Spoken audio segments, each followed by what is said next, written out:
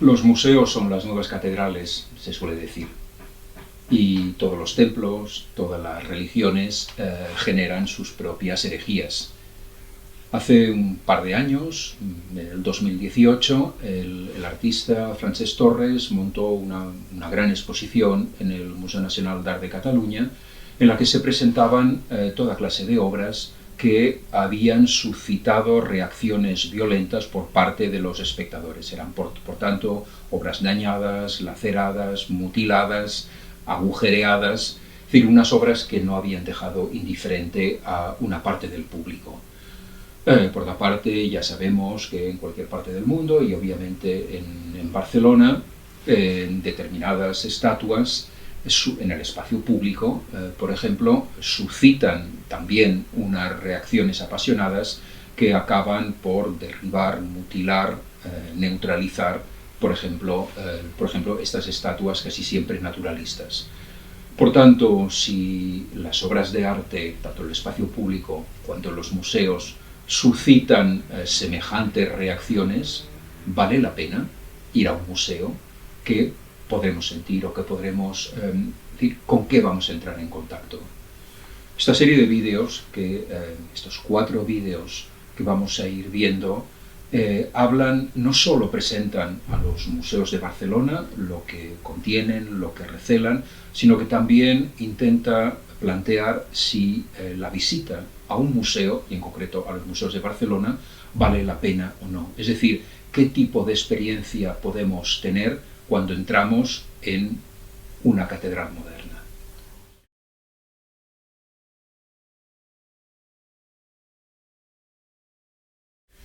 El museo, curiosamente, es una institución moderna. Digo curiosamente porque la palabra museo procede del griego, procede en concreto del nombre de unas divinidades o semidivinidades, las musas, que eran 7 o 12 figuras, 7 o 12 diosas que inspiraban a los creadores, a todo tipo de creadores, y que eran todas ellas hijas de Memosine, la diosa de la memoria. Evidentemente, estas diosas tenían como misión inspirar o alentar a los creadores, contándoles historias del pasado, de un pasado remoto, de un tiempo antes del tiempo, para que estos portavoces o estos artistas pudieran recoger y transcribir estos hechos memorables, dignos de ser recordados, y poder entonces contarlo al resto de la comunidad. Y muy a menudo estos textos han llegado incluso hasta nosotros. Bien, por tanto, el museo está ligado a la diosa de la memoria, a las musas y a la diosa de la memoria. Podemos plantearnos entonces si no han existido en la antigüedad estructuras similares a lo que actualmente es un museo. Efectivamente, han existido instalaciones o equipamientos que podríamos pensar cumplen una función parecida a la que cumplen los museos, que es atesorar, guardar y presentar una serie de creaciones humanas.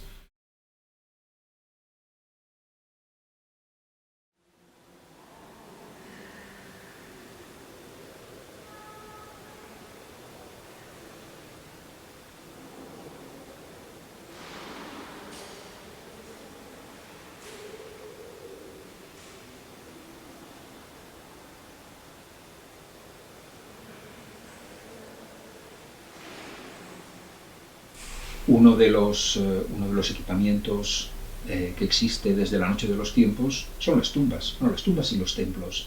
La ventaja de las tumbas es que en ocasiones se encuentran tumbas invioladas y por tanto se puede encontrar todo lo que contienen, ya que efectivamente en las tumbas son las receptoras de ofrendas a los muertos, y por tanto pueden incluir cerámicas, estatuillas, estatuas, incluso pinturas, es decir, toda clase de objetos que son un testimonio de la creación o de la inventiva y del saber hacer humanos. y todos ellos al mismo tiempo tienen como función acompañar acompañar al difunto o hacer su tránsito más agradable.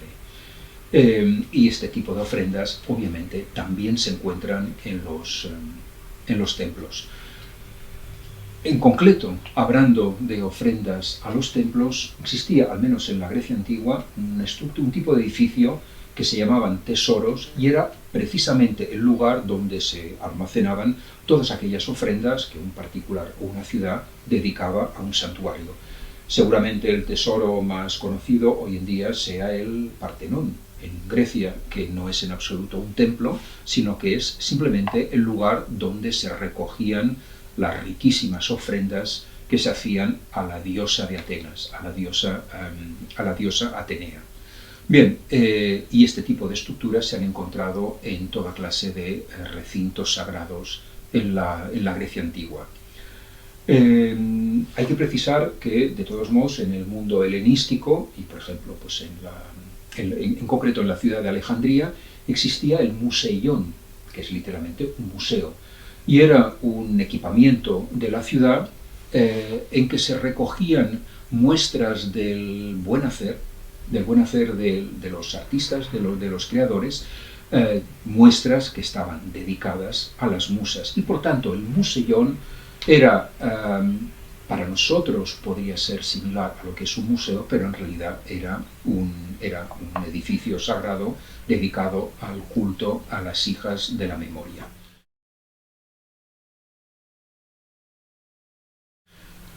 Más, si nos desplazamos en el tiempo, nos encontraremos seguramente a partir de finales del siglo XVI en muchas ciudades europeas, sobre todo en algunas cortes europeas, con un tipo de equipamiento llamado los gabinetes de curiosidades.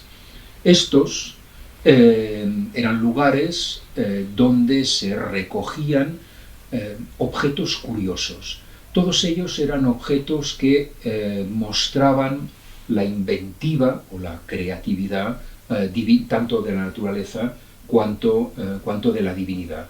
Y por tanto se podían encontrar fósiles, extrañas piedras, cristales, plantas sorprendentes, así como pequeñas piezas de arte y artesanía procedentes de distintas culturas, incluso ya en el siglo XVI, pequeñas muestras de arte precolombino. Y todas estas piezas constituían una colección de maravillas o de sorpresas que, es cierto, no estaba al alcance del público.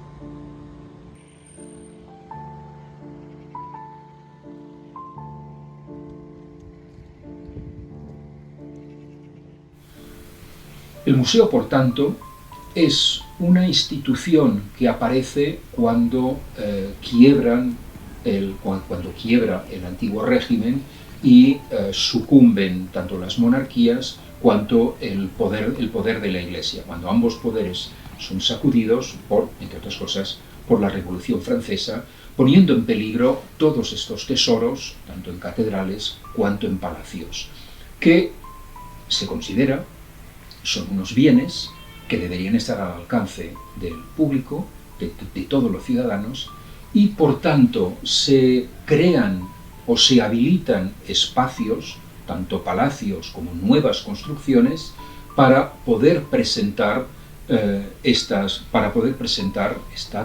y pinturas que hasta entonces no solo estaban al alcance de las pocas personas que tenían acceso, por ejemplo, a los palacios.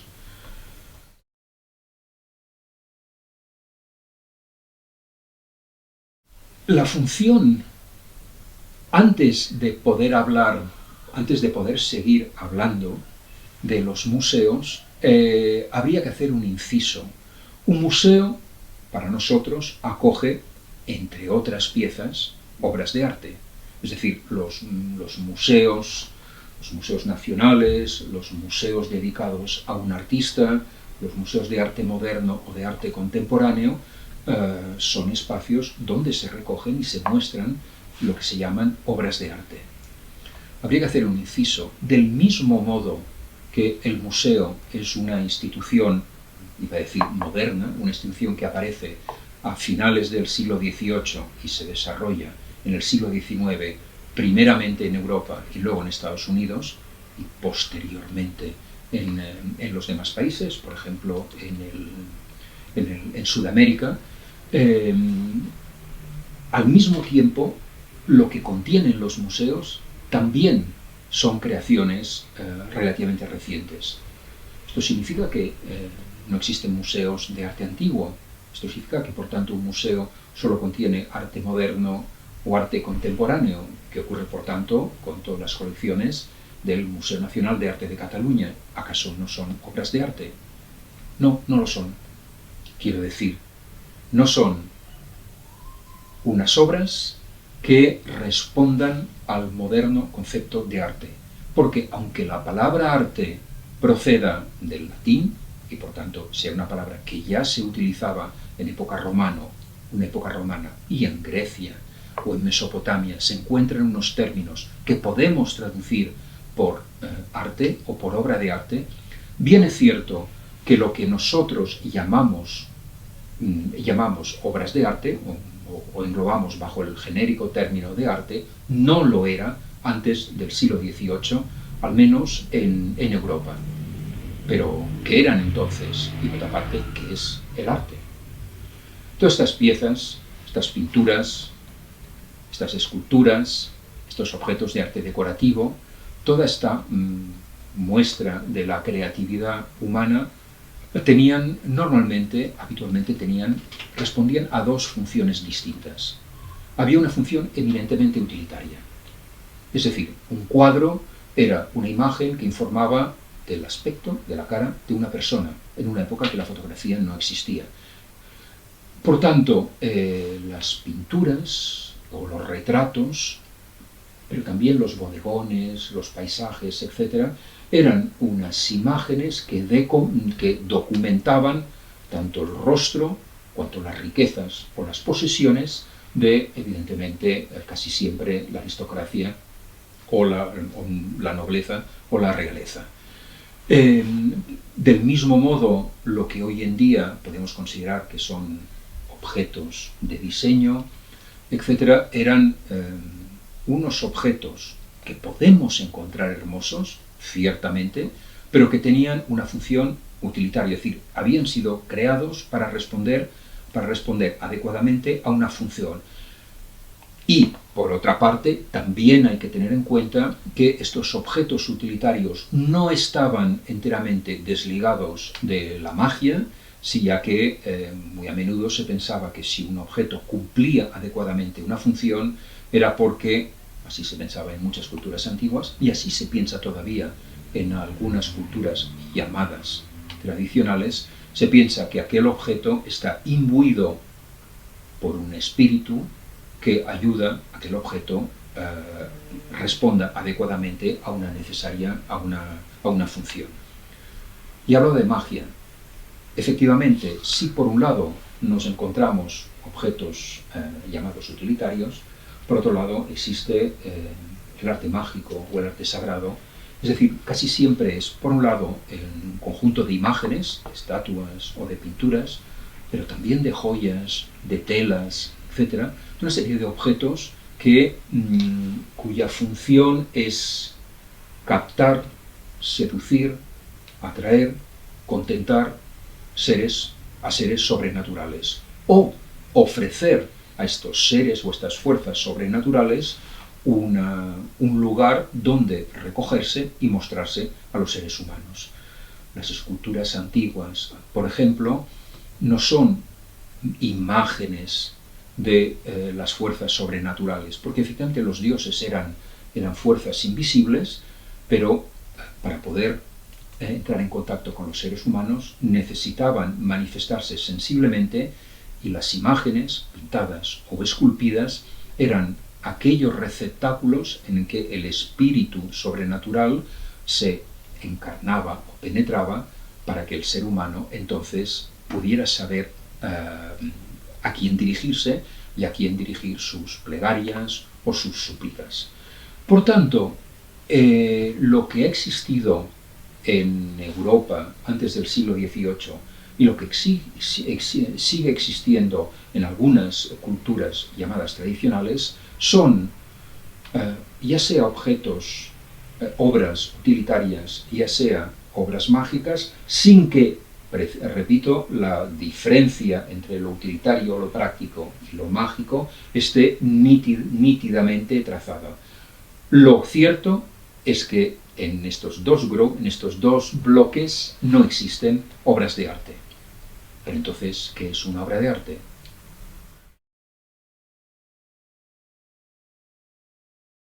Bien, a partir de seguramente finales del siglo XVIII, principios del siglo XIX, siempre en Europa o en Occidente, nos encontramos con la producción de unos objetos que no responden a una función determinada, ni sagrada, ni mágica, ni propiamente utilitaria, sino que son conjuntos de imágenes pintadas, talladas o esculpidas que tienen como difusa finalidad entrar en contacto con nosotros, despertar nuestro interés, complacernos o seducirnos, es decir, provocarnos determinadas sensaciones que no terminan simplemente en el mero placer, sino que a través de las impresiones que suscitan, por el contrario, acaban haciéndonos pensar. Es decir, aparecen una serie de obras que tienen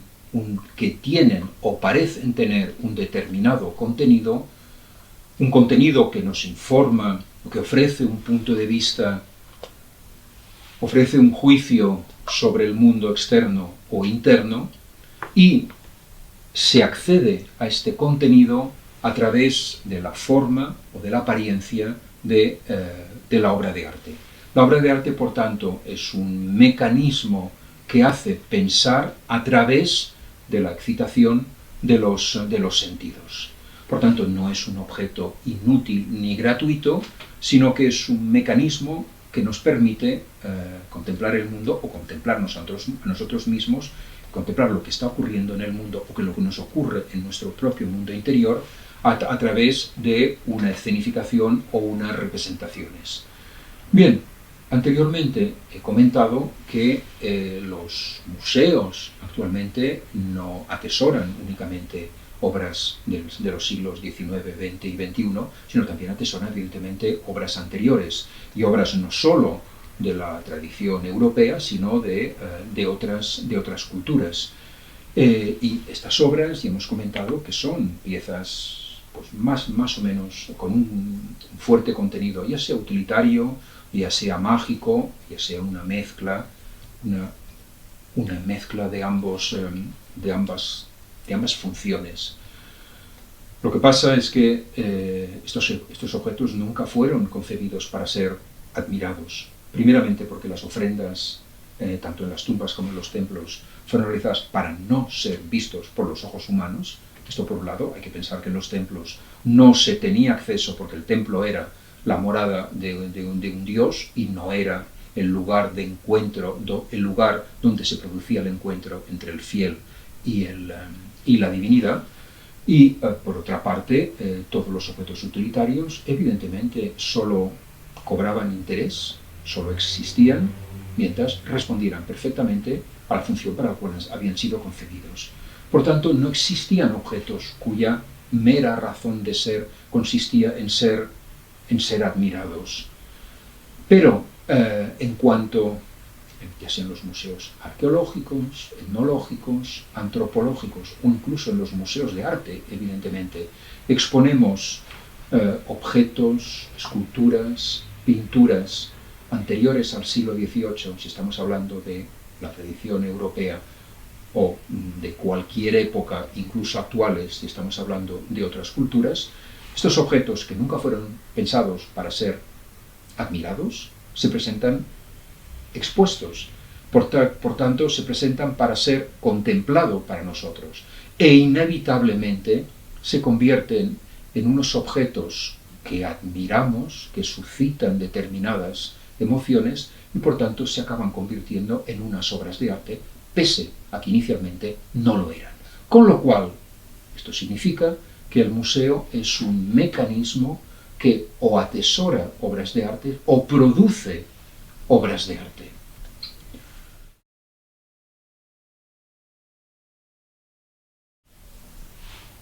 ¿Y qué ocurre con los museos de Barcelona?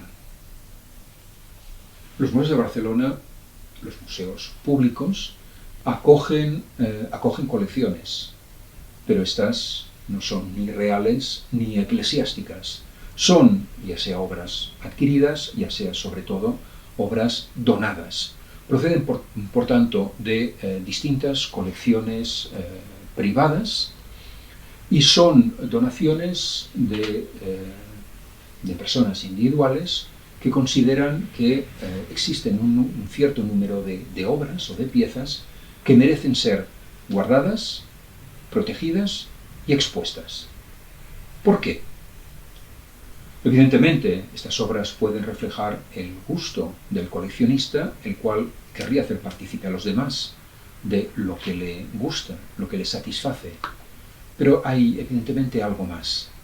Hemos comentado anteriormente que el museo es una institución, iba a decir una institución creada a finales del XVIII, principios del XIX. Es una institución decimonónica, con todo lo que esta palabra evoca.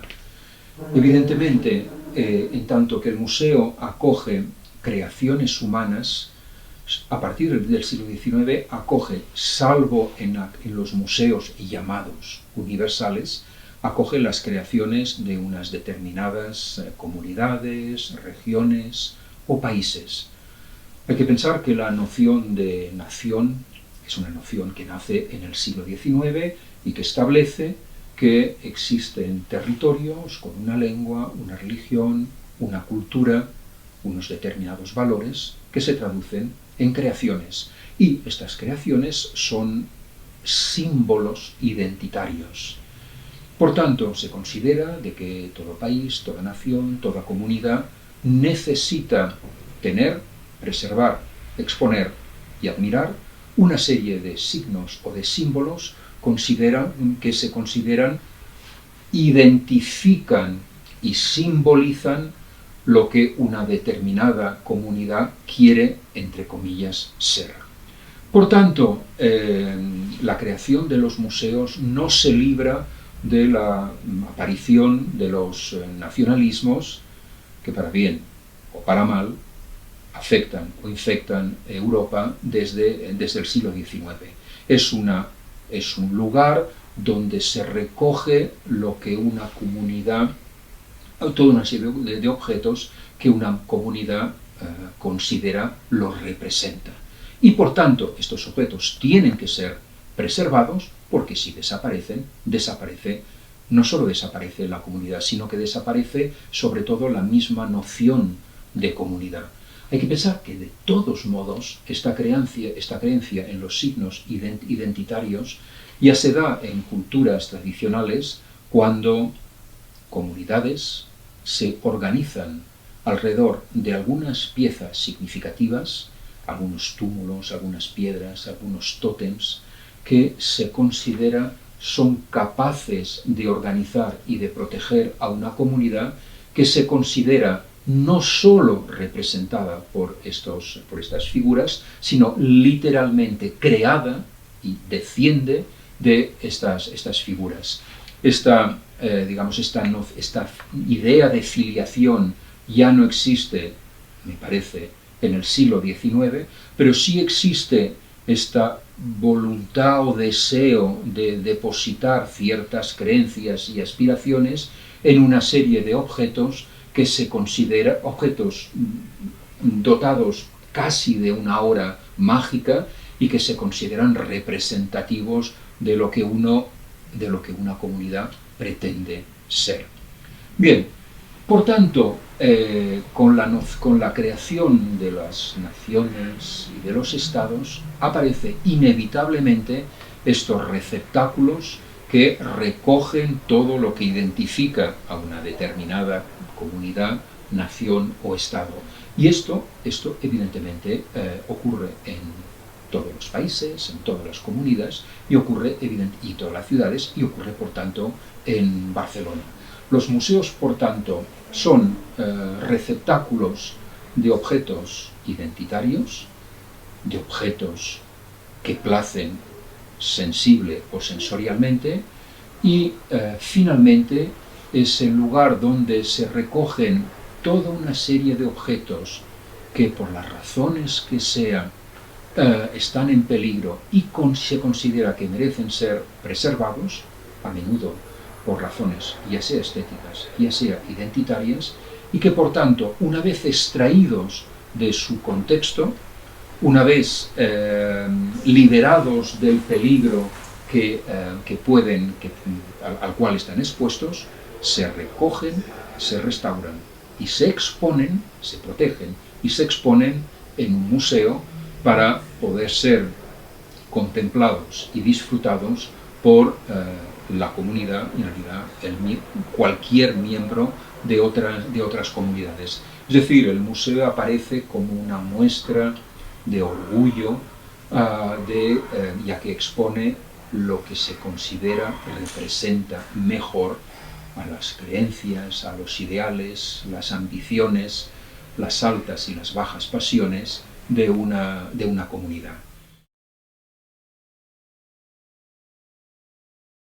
En estos vídeos, por tanto, lo que vamos a hacer, vamos a invitar a recorrer los museos de Barcelona, viendo cómo han surgido, qué es lo que atesoran, de dónde vienen las colecciones, qué implica el hecho de dar o de donar una colección y finalmente qué beneficio o maleficio se consigue recorriendo un museo y en concreto los museos de Barcelona.